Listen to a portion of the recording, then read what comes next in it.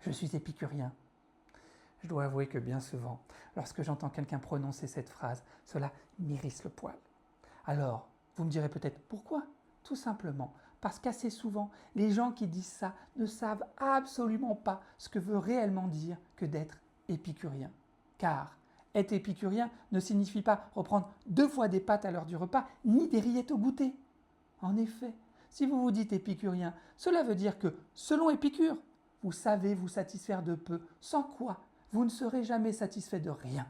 Car l'épicurisme, ce n'est pas l'hédonisme, qui lui est un courant philosophique qui considère le plaisir comme un bien essentiel, c'est-à-dire le but même de l'existence, alors que l'épicurisme est un courant philosophique ayant pour objectif principal l'atteinte du bonheur par la satisfaction des désirs naturels et nécessaires.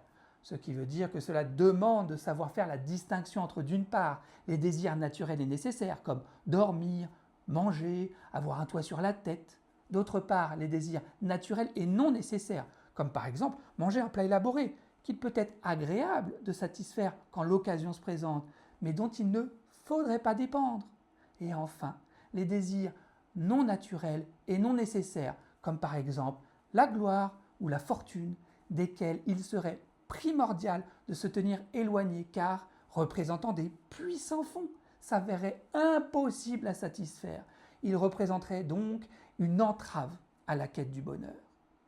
Ce qui veut dire que si vous vous dites épicurien, cela signifie que vous savez vous satisfaire de peu et que vous n'êtes pas dans une quête d'abondance, et non pas que vous aimez boire du vin.